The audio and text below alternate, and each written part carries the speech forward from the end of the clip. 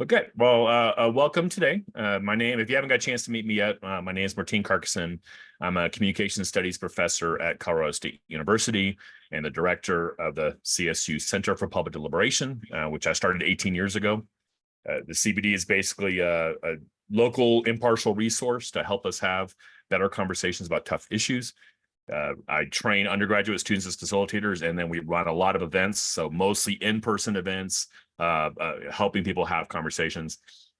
About 3 years ago, we started the Deliberative Journalism Project, which is a collaboration between the CPD, the journalism department here at CSU, and local newsrooms to kind of help think about how might we incorporate deliberative kind of concepts into journalism, both in terms of traditional journalism, in terms of articles that are written or interviews on radio or television, but then also having local newsrooms be more of a convener and kind of bringing people together and kind of playing with those. And then this year, we got involved kind of broadening the scale from Northern Colorado to overall Colorado with the Above the Noise project, which Rocky Mountain Public Media is one of the big partners there, hosting this call. And so part of that is working with newsrooms. A lot of y'all on the call are in a cohort for the Above the Noise project, helping y'all kind of build capacity to be able to engage your communities better, both in terms of listening and connecting to your community. And for a lot of my work is to be the convener to help your community kind of connect with each other. And so for some of y'all, I had an initial call. We'll provide the link to this if you're not. I know a lot of y'all are in the cohort, but we also invited some other national partners that I've been kind of working with. So for some of you, this might be kind of new for you. We did do an initial call, which is the kind of big picture perspective of my work of deliberation that dives into some things. You'll see me refer to that a little bit today on some slides, but there's a separate video if you want to dig into that a little bit more. But this presentation primarily is kind of self-standing because it is focusing on understanding polarization and being able to deal with polarization. So you'll see the links, but you don't have to have had to go through the other video to I think follow kind of today and hopefully get some usefulness out of today. So yeah, what we're trying to kind of gear this to, particularly kind of conversation at the end, is how might these concepts work in a local newsroom? So the primary audience is journalists working in local newsrooms. As we go through, that's something we're still experimenting with. We're trying to find out how that works. So hopefully you'll get a sense of, I don't have it all figured out, right? It's more, hey, how do we experiment together and kind of see how these things work? So I'm going to have, I know my students in the other one, just in case people logged into the wrong kind of Zoom, she'll pop in. She'll be watching the chat. So if you have questions as they come, feel free to kind of pop them in there. And then I have a lot of content, but partly what I'll do is I'll have this resource page afterwards that I'll dig into some of the Q&A after if we don't get a chance to talk about it now. But I also very much hope this is the beginning of a conversation, right? I'm particularly going to be a resource to those in the cohort, but I also, like talking about this stuff. So you don't have to be in the cohort to shoot me emails and kind of dig in. So this is going to be a lot of content and kind of big picture kind of things, but hopefully you'll get a chance to kind of dig in a little bit more. My student will also post a link. I just created a really simple Google form. If you want to give me your name and your email for kind of updates or for follow-up sessions that we might have. I'm going to have a resource page with a whole bunch of links to everything I mentioned. You'll see a lot of books and a lot of other kind of resources and organizations today. I wanted to have that ready by today and I ran out of time, right? So I'm going to give you a link to the resource page so you can kind of bookmark it or email it to yourself. And then over the next few days, I'll fill that out and have links. So everything you see, I'll also share the full PowerPoint. So you'll be able to kind of dig into those resources a little bit more. But the point of this is not to end the conversation, it's very much to start a conversation and give you a sense of some of the things that are out there. Yeah, if people want to do the note taker, I know we already have Amber's note taker and we can kind of send that out. And we are recording. We'll provide the recording afterwards, and we'll provide the PowerPoint kind of afterwards, right? So with that, I think I'm going to go ahead and share my screen.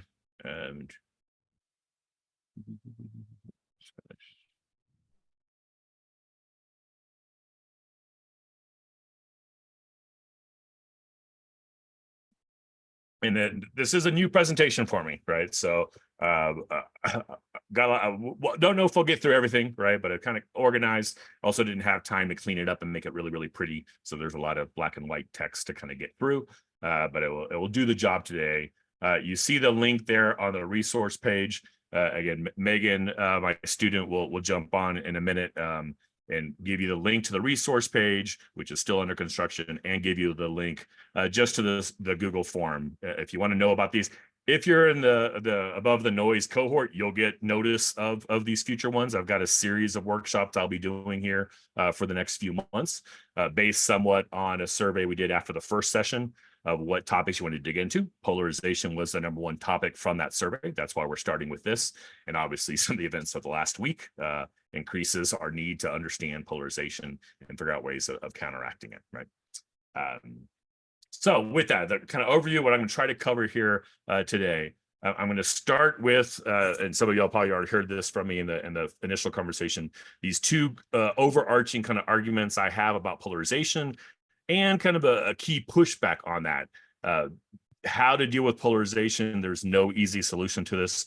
Like everything, there's some inherent tension with it. And then probably journalists have additional tensions that you're having to deal with to do that work. So it's something that we're going to have to muddle through together. There's no kind of magic bullets to kind of dealing with this. So I'm going to start with that. And then, those key arguments and pushback will be weaved throughout it.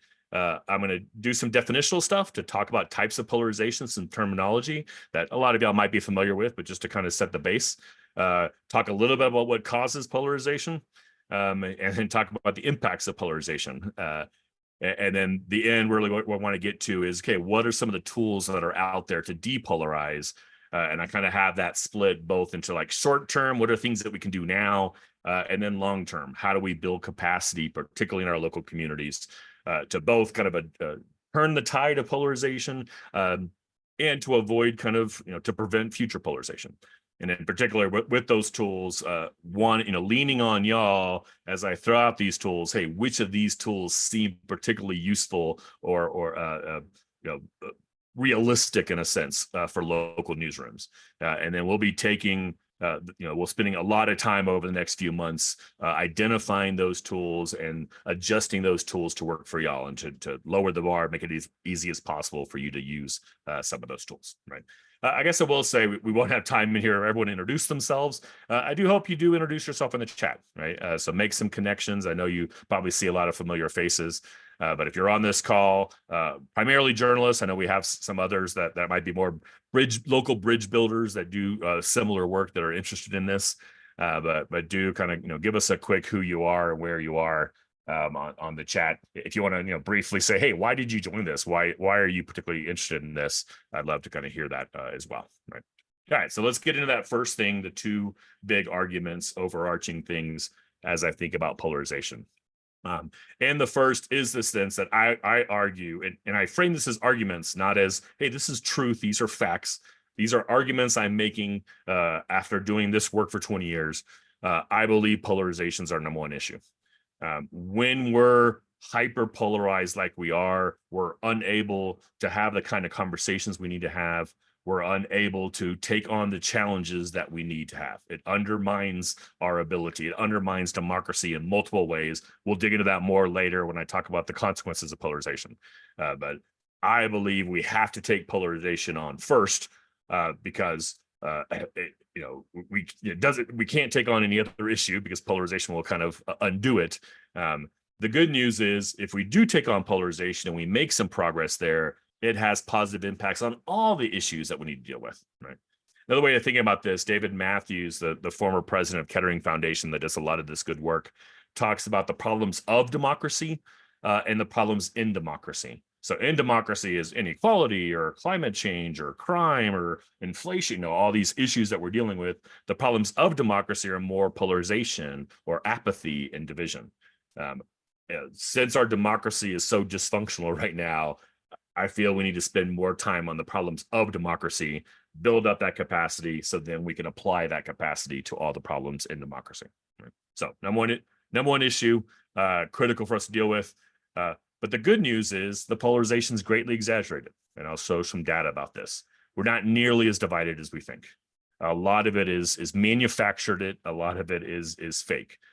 So the good news there is, depolarization. We have reality on our side, right? A lot of this is misconceptions and caricatures that we have of each other. The bad news, though, is with polarization, the perception of polarization is more relevant than the actual polarization. So that's why I don't think these two statements are contradictory. Polarization is still our number one issue because we think we're really, really polarized and we make these bad assumptions. So how do we kind of work on that? And then the third one, which I won't get into much now, I'll highlight it and we'll get into a little bit later, is there's a third perspective that I can't dismiss, right? It's something I'm trying to study and kind of make sense of. There's some arguing that, focusing on polarization is the wrong way to go. That's not the issue. And we'll dig into that later, but I wanted to kind of at least lay that out as we go, right? So let's get to the types of polarization, just to kind of have some baseline. So there's three kind of groupings to think about polarization. The most important one is the distinction between ideological and affective polarization. Right. And here's my definitions. But ideological is what people probably traditionally think about polarization, is when we're polarized on the issues, right? So pro-choice versus pro-life, or pro-guns versus gun control, those type of things. On an issue, we get polarized ideologically when, instead of having a typical bell curve, people start going to the extremes, and it's more like a U curve, right? So most people are on the edges. There's very few people that are in the middle, right? Whereas affective polarization is more, we just hate each other. We just don't like each other. It's not about issues. It's more about Democrats versus Republicans, or conservatives versus progressives, or any other kind of way. Right? Lot of literature on this. I think I've got about 40 books that I've gone through, and my file of articles is probably over a foot long. I tried to kind of get back through in the last week to kind of pull insights from. Generally, I'll say the primary problem that we're talking about now is more affective polarization. We're dealing with problems of just we just don't like each other, and that fuels a lot of things.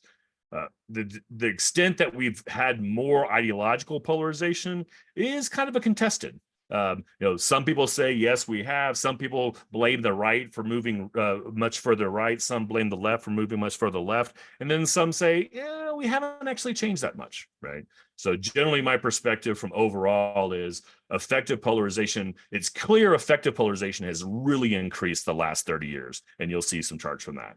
The extent to which ideological polarization depends on the issue, and there's kind of some different back and forth on the research. It's not as clear, right?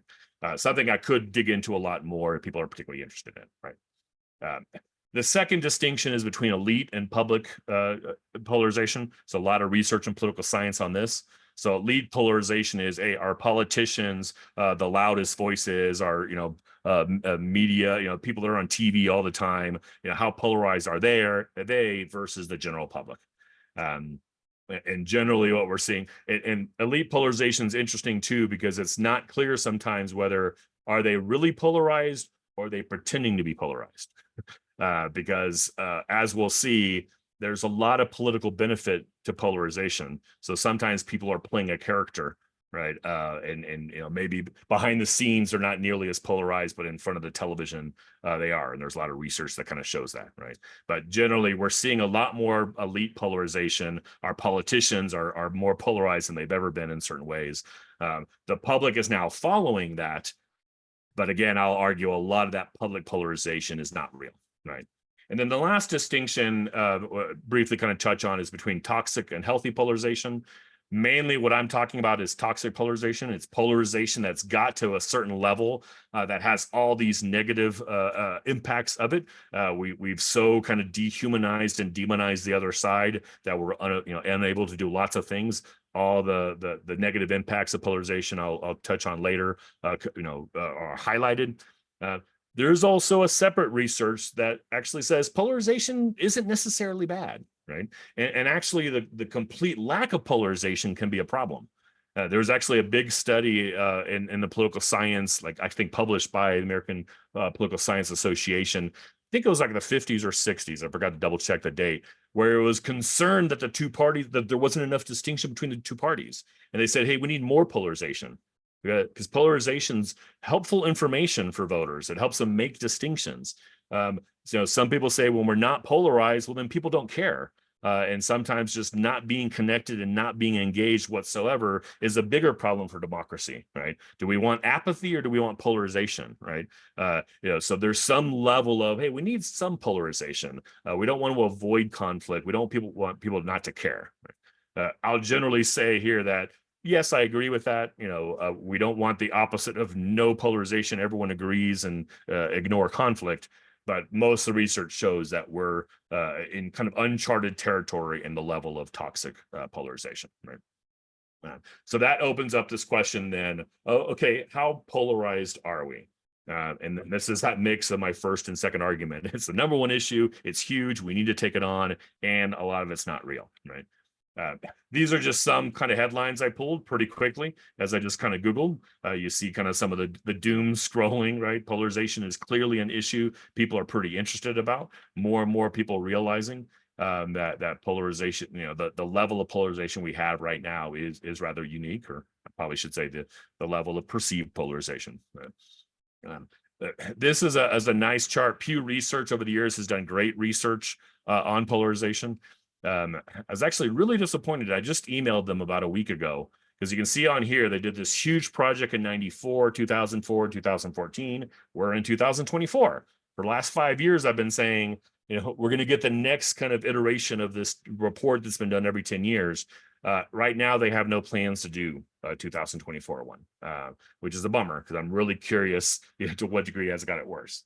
But these charts show you the best example of the ideological polarization. This is the bell curve starting to kind of become a more and more fewer and fewer people kind of in the middle. This chart was more of people that identify as Democrats and Republicans. So it is public polarization, not elite. Right?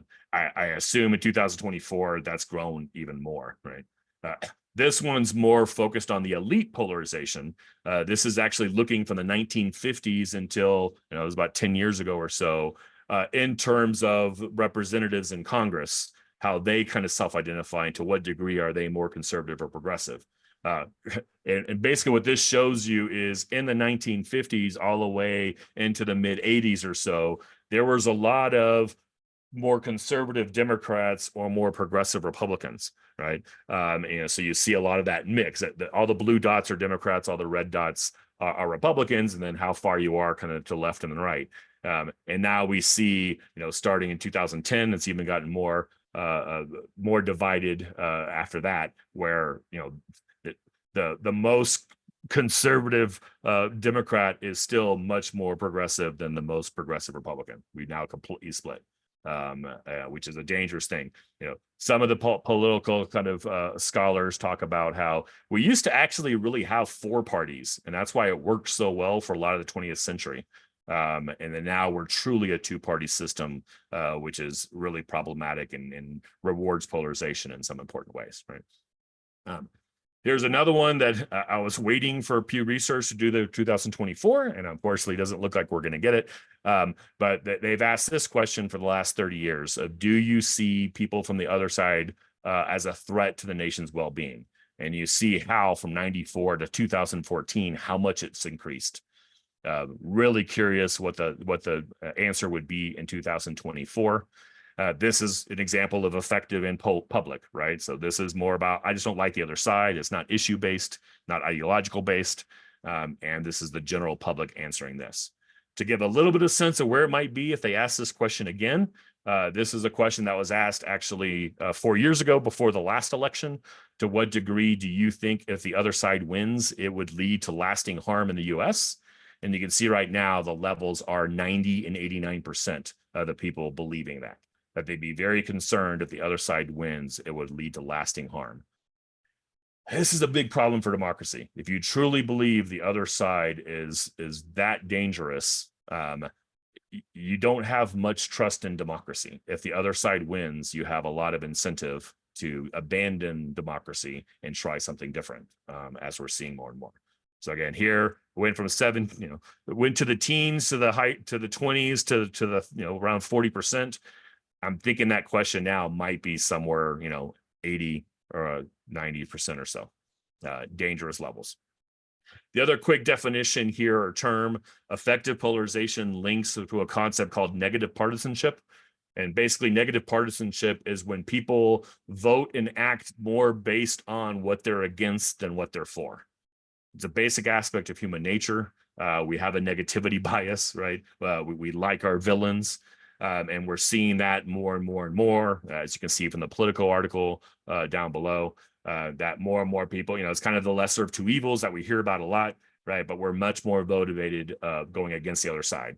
And this is where effective and ideological polarization, they kind of feed off of each other, right? So if an issue gets connected to one side or the other, or gets polarized, as we're seeing with climate, and we're seeing with race, and we're seeing with immigration, and we're seeing more and more and more things, right? Then effective polarization starts creating ideological polarization.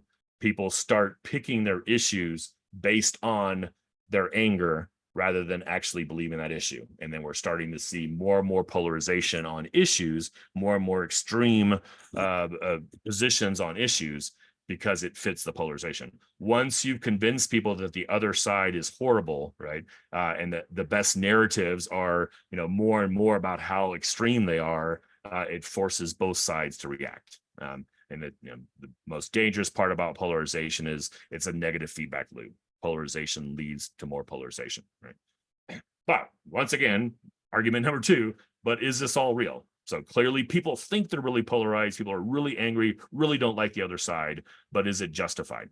And to be able to get into that, we need to start on the causes of polarization, though I might stop there because I know I've already been talking for a while there. So I don't know. Megan, are you on now?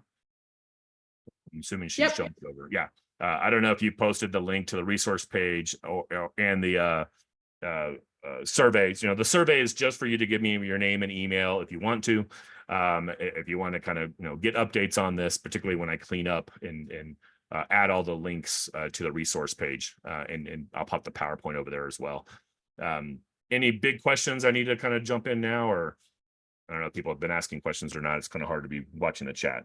Nope, no questions yet. We've had introductions, and Emery really liked the image of the comparisons between 2014 and 94.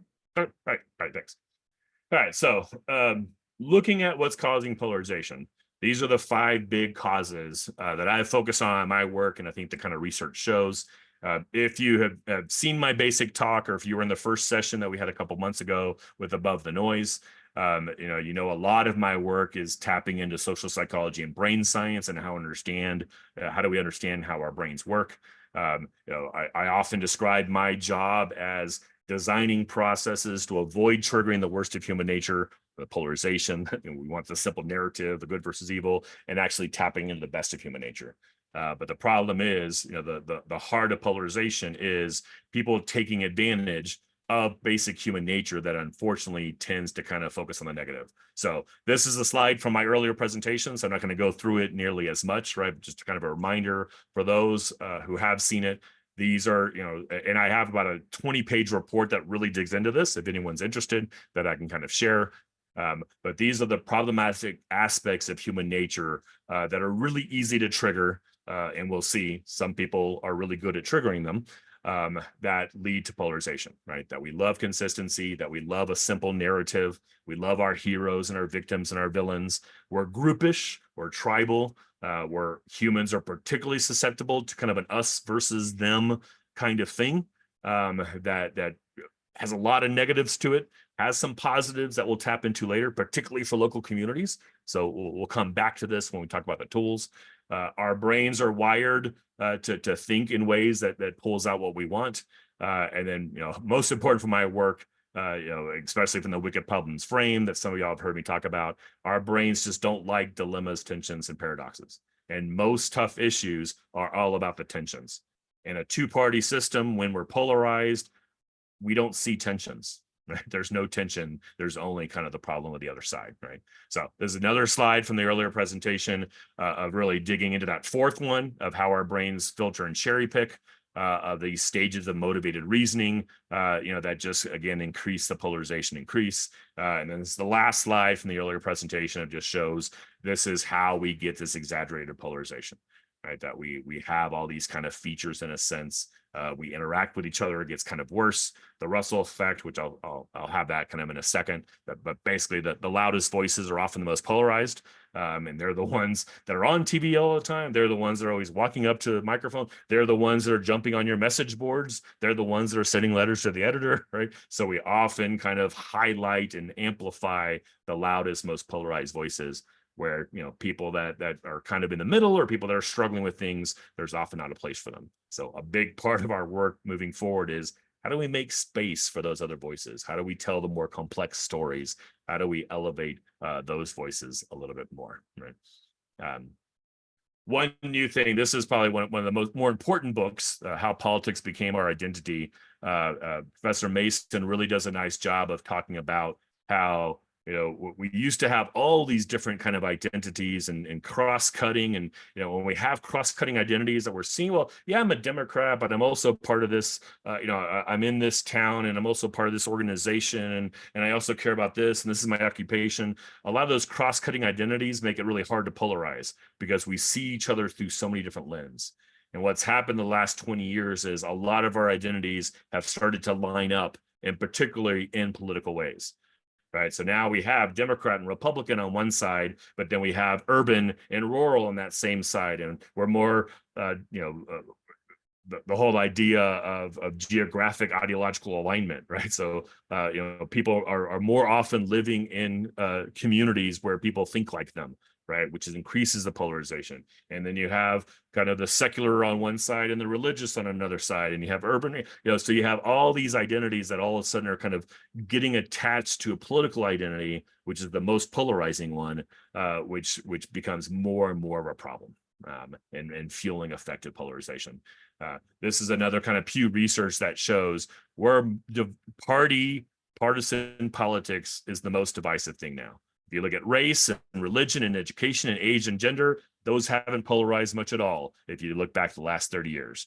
But party is going crazy, and party is now dragging all the other ones with them in a way, right? We're seeing more and more, we're just sorting into right versus left, red versus blue, you know, red states and blue states, urban, all those things. And it's just exaggerating that. These are just some of the books. You'll see lots of book titles, as I was trying to think of interesting graphics, right? I love books and I love book titles. So these are some of the ones that I've read. I'll give you links to any of these, but not expecting y'all to have the time to read all these. You know, that my job is often to read, right? The reason I'm a professor is I've always loved to read, and I wanted to get paid to read. So this is part of my job for this coalition, or for the broader kind of movement, is, you know, I can spend all my time reading and kind of summarizing and pulling kind of key insights and kind of helping you, right? But these are just a lot of the research that we're learning more and more, why we're so divided, how identity can divide us in a lot of different ways, and then you'll see later on today, you know, how we overcome that in some important ways. So that's the human nature. That's the biggest cause. These next four causes primarily are taking advantage of the quirks of human nature to make things worse, right? So our political system, once we understand human nature and how we're wired, we start seeing why, particularly a two-party system with winner-take-all elections, are bringing out the worst in human nature, and taking advantage of that. And our political system, Ezra Klein's book in particular, that some of you might be familiar with, just, you know, shows for the last 40 years how certain rules have changed in Congress, certain norms have changed in Congress, and a lot of these checks and balances that worked so well for a while now are actually fueling polarization. One quick kind of insight from that, which was a little bit new to me last week, was during most of the 20th century, two-party system worked pretty well because one party tended to dominate. So the minority party, when the other one's dominating, when you don't think the next election I can take over, that creates an incentive to compromise and to kind of work with them. But if you believe, ooh, the next election we can take over, you have no incentive to work the other side. All your incentive is to make sure they don't get anything done, so you can blame them for not doing anything. So just the incentive, you know, all the incentives kind of change and reward polarization tactics rather than rewarding compromise. And we're seeing that more and more. If you ask people, hey, you know, do you want your politician to compromise? The strongest voices are like, no, because compromise is seen as weakness. Once you've demonized the other side, compromise is working with demons. You don't want to do that, right?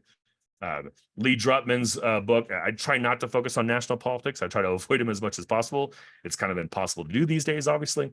But this is the best book for me of understanding the problems and having some really good ideas about how to change that. So whenever anyone asks me, okay, you work locally, but what do we do nationally? I point them to Drutman's book. Like, here are some of the things that we can do to undo some of those incentives, to start kind of fixing those systems, and part of it, ranked choice voting is part of it. Referendum that we're going to have in Colorado this year taps into some of these ideas, and will probably be one of the topics that we talk about moving forward, right? Media is also, especially national media, especially partisan media, often not local media. Right? That's why I'm working with all of y'all, because we need to, grow. One of the big problems is we've had the nationalization of media. Right? People focus much more on Fox News and MSNBC and CNN, or listening to national pundits on radio rather than getting their local news. National radio, national media is always going to be much more polarizing. And once again, just like the political system, is all the incentives have kind of changed. The Trusting News documentary, which we saw some early versions of it. I think it is out now. Again, I'll give you the link to it. Does a really nice job of kind of telling that history, that in the heyday of journalism in the middle part of the 20th century, especially for newspapers, you wanted as broad as audience as possible, because most of your funding was from advertisements. So you want everyone reading your newspaper, right? Yeah, you had subscriptions, but you wanted subscriptions more to get good ads, right? Because you could say, hey, I've got 10,000 subscribers. When the financial model collapsed and that money went to Facebook and Google, and now more and more we're reliant on subscriptions rather than advertisements, it changes the model. Narrowcasting gets incentivized. Picking an audience and telling that audience what they want to hear rather than aiming for the broad audience all of a sudden is much more lucrative. So that's what we're seeing more and more of the media, that we need to, again, think about how do we change those incentives. And that's a big part of the work that we're doing with deliberative journalism.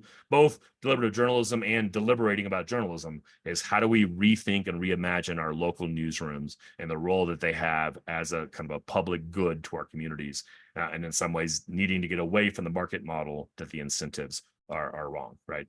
The internet and social media, I think everyone knows about this. Oh, weird. Okay, I missed a couple of book titles, but they're basically kind of outrage sells. We know the algorithms basically kind of highlight conflict. We know when we're on social media and we want the likes, we want the dopamine hits of likes, that we much more likely get those likes if we tell a simple story and attack the other side. So once again, the incentives are all to polarize. The incentives are all to kind of talk to our side, preach to our choir, and attack the other side.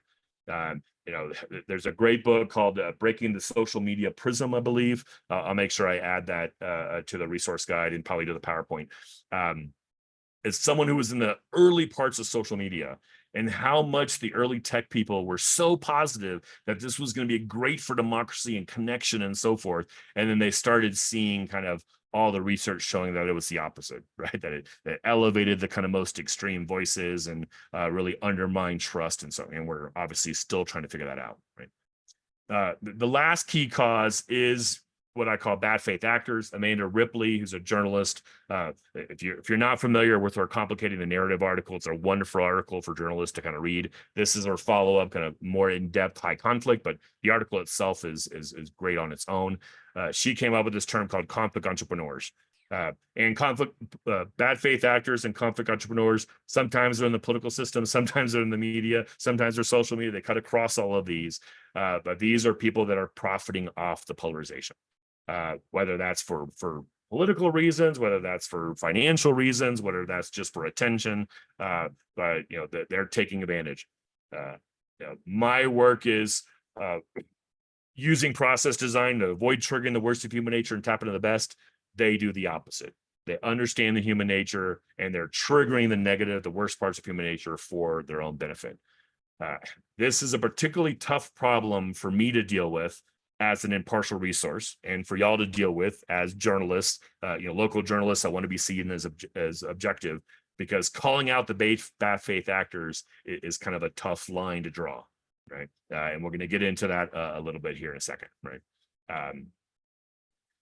So, the problem with this is all of these are kind of negative feedback loops that, push more and more polarization. This is the Russell effect that I mentioned earlier. That was part of my first presentation. The whole problem in the world that fools and fanatics are so certain of themselves and wiser people so full of doubts. We seem particularly polarized because the loudest voices are often the most polarized.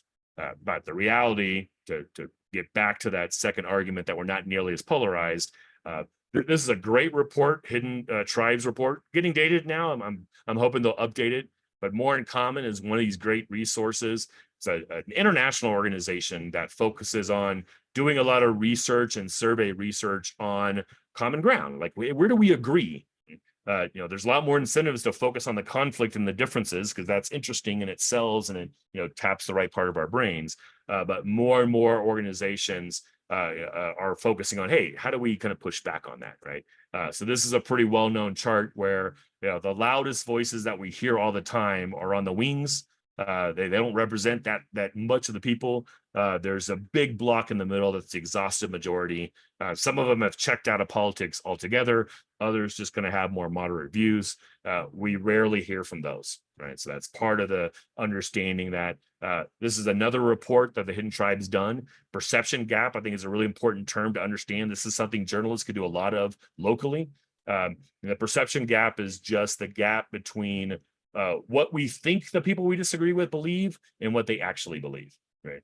So I'll just show a couple of charts from these are, but basically they ask Republicans, what do you think Democrats believe, and vice versa. And then these gaps show how wrong they are and how often. So these are just with some kind of key issues. Again, I'll give you the link to the whole report if you want to dig into these. But I can see these as stories we can write locally, right? Of trying to kind of dig into some of these type of things, right? You see on average that big gap, the caricature that we have on the other side. Important aspect of this too is the most evolved, informed. I put informed in quote because often people think they're informed, but if you're informing yourself in a biased way, looking for information that fits your perspective, the more informed you are, the more misinformed you often are, right? But the research shows this isn't the uneducated that are most polarized. Often the most educated, the most active, the most informed, reading papers, getting it and always checking political news are often the ones that the gaps are the biggest, right? So the more you're involved in politics, the more wrong you are about the other side. This was literally this morning. So as I was finalizing this presentation, a friend of mine who I have a lot of respect for posted this link. I haven't got a chance to dig into the paper yet, but someone I really trust said, hey, this is a great report. So, but I was just interesting to show kind of, the negative feedback loop, right? Overall idea here is people dislike their opponents for things they don't believe, right? We're really polarized in that way. So you kind of see the progression here. The progression kind of reminded me of Master Yoda, right? You have this thing that leads, right? You start with this fear, this basic, humans are easy to kind of anger and easy to scare. And people take advantage of that, and that leads to this polarization. This is another thing that I kind of just ran into. I love the framing on the very end. This is the work tied, John Powell. You'll see his book later. He runs something called the Othering and Belonging Institute out of California. Just published a new book that I think is really valuable. That I've just finished. I need to kind of dig back in and kind of pull some insights to. I just heard yesterday that a local organization is going to be bringing John Powell to Fort Collins in the fall at some time. But this idea that difference and division are not the same thing. So we have lots of differences. We know that we're going to become a majority country here sometime, but in the next 10, 20 years or so. A lot of communities have already kind of crossed that level. But just because we're different doesn't mean that we have to be divided. That is a choice, and often it's a manufactured choice. But how do we start learning as communities to undo that? Again, this is something local communities have a lot of power to tap into in some positive ways, right? So now I want to touch on that last thing, and this is hard stuff that I'm trying to figure out how to talk about.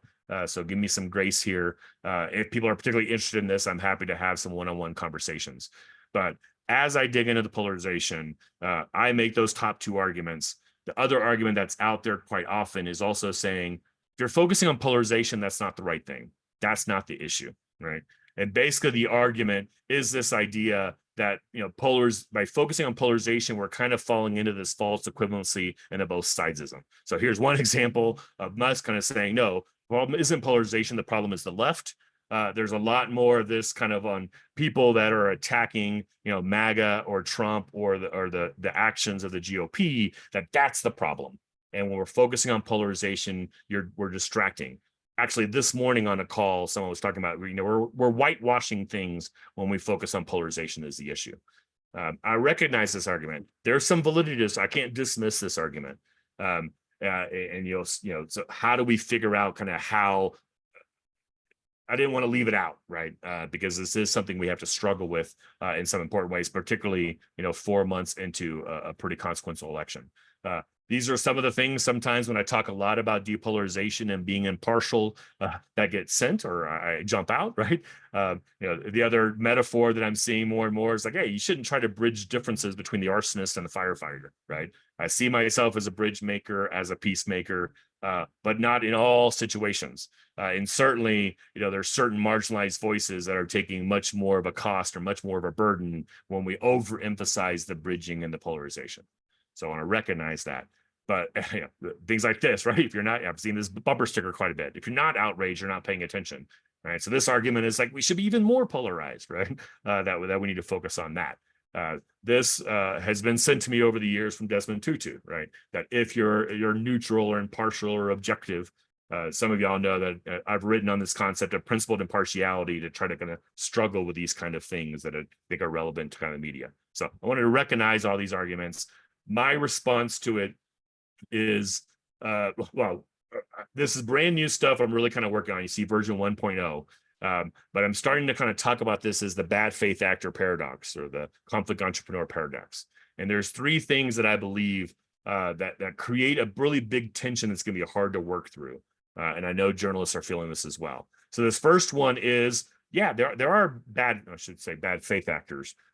They're clearly people that are purposely polarizing and manipulating people, taking advantage of human nature to make things worse. And in some ways, we need to call them out. That has to be part of the process to depolarize. We can't just let them, have the microphones. That being said, from my research on social psychology and brain science, I know assuming someone's a bad faith actor is making assumption about their motives, and we can't see motives. Motives is an assumption. And one of the easiest way for my brain to deal with conflict is to assume the people that disagree with me are bad faith actors. So I both know I need to call out bad faith actors, and I need to be really careful how quickly I assume someone's a bad faith actor, right? The second key aspect of this is I know pragmatically, even if they are bad faith actors, if we overcome the first problem, and I know they're bad faith actors, calling them out often backfires. In a polarized environment, attacking one side for the polarization isn't going to do much. So that's the pragmatist in me. Calling a lot of my work is to switch from the easy assumption of problems caused by wicked people to put the wickedness in the problem. Wicked people don't see themselves as wicked, and calling them wicked is not going to make them less wicked, right? So that's the pragmatist. So a lot of my work is, I still believe we have to take polarization on first. And the assumption is, as we depolarize, the quality of arguments and facts matter more, and then it's easier for us to call out the bad faith actors or the power that the bad faith actors have. One way to think about this is bad faith actors are really powerful in a polarized environment. Their tactics and strategies work because we're polarized. So we have to depolarize first to be able to attack them, right? That all being said, a lot of these bad faith actors know that, right? No, it's a strategy that we've known as we've understand authoritarians and demagogues that they rely on this. Hey, you can't attack the bad faith actor.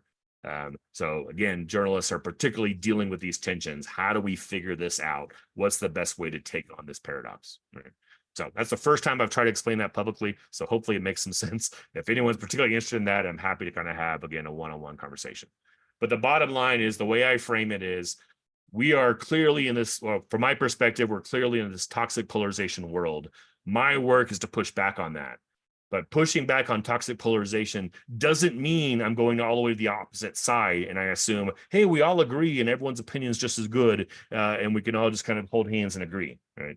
I think there's a lot of useful middle ground between those two extremes, right? So that's where I think we need to put. So I feel comfortable about pushing back on the toxic polarization. I know I'll get attacked by some people of I'm just flipping to the other side, to this both sides is false equivalency.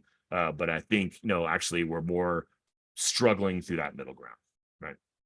All right, so now let's look at, let me look at the clock. Okay, 15 minutes. So the impacts polarization, I'm going to go quick. This is from my earlier presentation of when we're polarized, kind of what happens. These are kind of the highlights, and I think these are known, so I'm not going to talk through them. Bottom line for me, as someone who's trying to engage people across difference, when we're polarized, it's kind of impossible to do that, right? We just don't trust each other. We don't understand each other. Facts don't matter. Quality of argument doesn't matter. And as we've seen in all kinds of polls, it erodes the trust in expertise in journalism and government and education. All of those things now are really hurting on the polls across perspectives. Those are key institutions that make democracy work. Rewarding criticism and blame, our brain, it's much easier to poke holes in things and come up with something that works. But so much when we're polarized and we're focused on kind of negative partisanship, all we have to do is show the other side's bad. We don't ever have to have a good idea. And again, the incentives are kind of messed up. So all these complex issues that we have to take on and we have to have tough issues get turned into you're on one side or the other, which makes us feel good because our side tells us we're right, but we never actually move the needle. And as we've seen in the last week, and the concerns have risen, when we're this polarized, it justifies violence. If you're so sure the other side is so dangerous, it justifies doing whatever you can against them. Right? So now we'll finish here the last 10, 12 minutes on some of the tools. Real quick introduction, because this is going to be the topic of a lot of the follow-up presentations. Also just some resources to kind of let you know that are out there. So this is more of a like, hey, this stuff is out there. But then the actual, how to do this hands-on nuts and bolts, it will be coming a little bit later, right? The initial good news is lots of people hate the polarization, right? Lots of people are frustrated. So there is an audience out there. I think there's an appetite for people that want to do this. And I know obviously for journalists that you need an audience, right? You can't just, write what you want to write or, write what you think people need. You need to kind of tap it into demand, right? So part of this is, hey, there's demand for this. People are frustrated. This one's kind of a fun one. They ask people, hey, what word would you use to describe politics? You can all find your favorite there and post it in the chat if you like, right? There's a lot of interesting ones in there, but it just shows the level of frustration and anger that I think provides an opportunity for newsrooms, for practitioners, for bridging organizations at a local community to provide an alternative, right? People are exhausted, people are angry, they're fed up, very little hope and excitement. There's a lot of power in hope, right? And I'll tell you, 18 years of running events, the primary thing, almost every single event that I've run, even though we take on tough issues, ends well. People can have these kind of conversations and they see that and then they want more. So there's a lot of positive, and when you give people an alternative, they start latching on to it. They see the value of it and they ask for more of it, particularly in our local communities. Right? And then this last one, the public agendas, they've got some really cool, this is another kind of example that I think local journalists could follow. Similar to the More in Common, the Hidden Common Ground report, they did, this is an overall one about divisiveness, but they've done one on immigration. They did one, I think, on higher ed and education, of doing a huge survey project looking for common ground. What do people agree on? And how do we highlight that more than the divisiveness? But this was the reaction to, whether the divisiveness and gridlock's a problem. And, in the 80% of people saying, yes, it's a huge problem. So again, the good news is huge majorities that want things to be different, right? So I split this into short-term tactics and long-term. So short-term is things that you can do right now, things that we'll be working to kind of give you the tools to kind of do this, to start changing the conversation. But a lot of this will be long-term, building capacity in our communities. So I truly believe part of the reason why I wanted to start with this one on polarization is The more we talk about polarization and understand polarization, the more we undermine polarization. The more we undermine the incentives to polarize.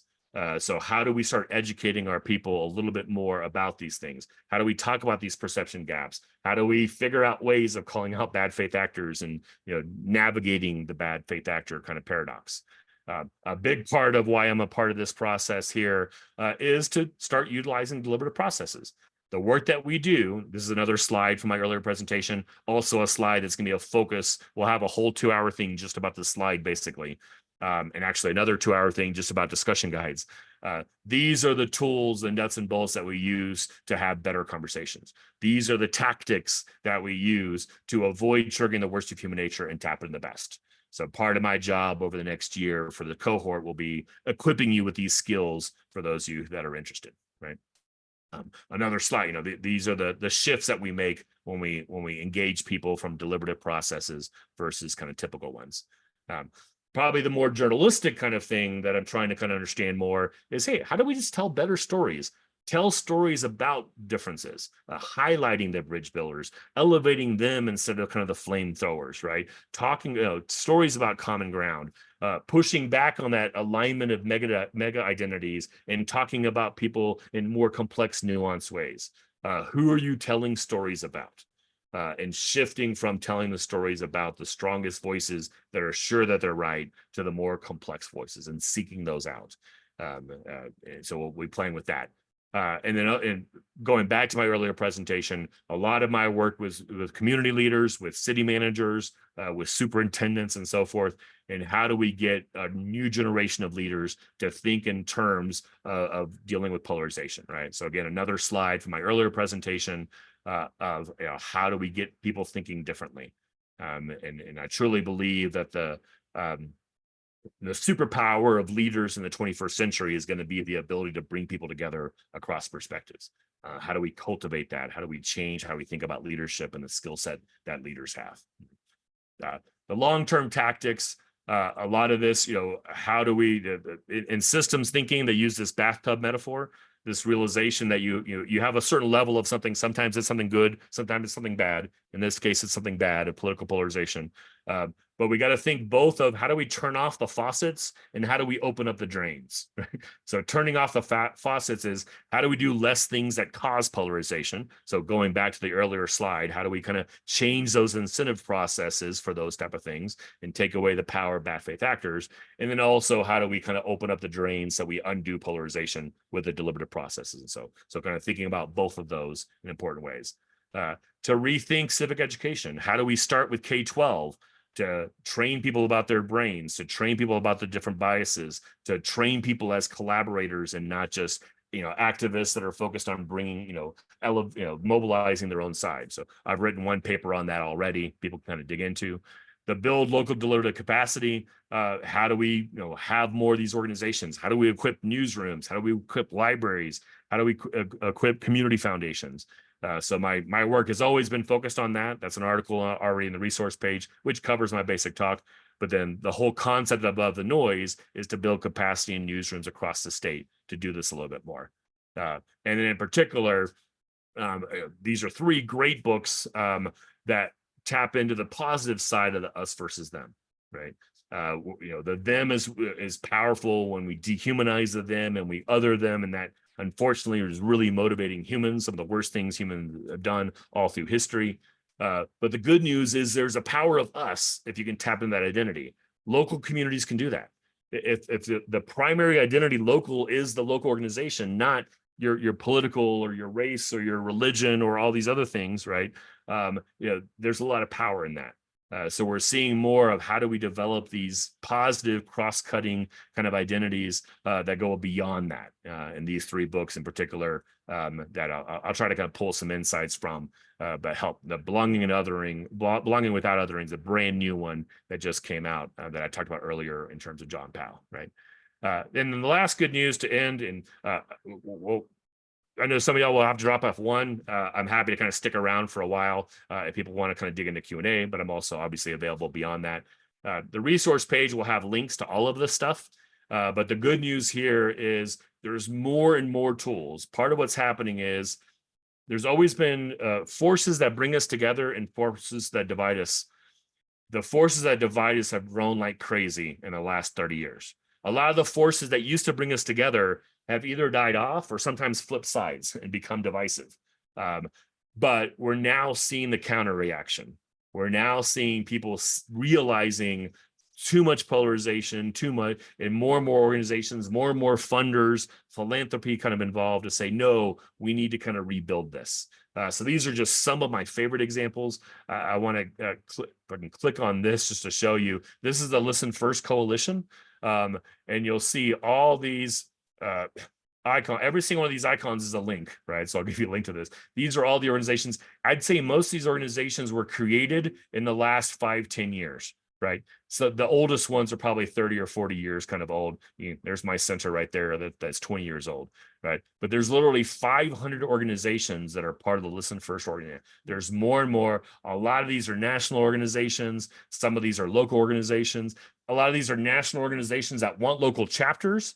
So you can find people in your community that get excited and want to kind of see their identity becomes a bridger. Their identity becomes, hey, my goal is to be the convener, the facilitator, the host that's purposely to bring people together and actually tap into human nature in kind of positive ways.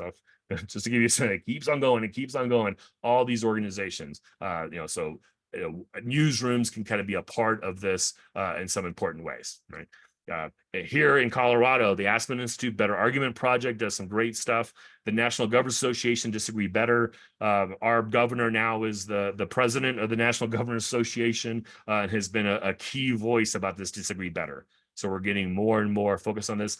I'll also just call out Living Room Conversations. Great website, really, really easy bar, 2-page documents on how to have a better conversation about 150 issues.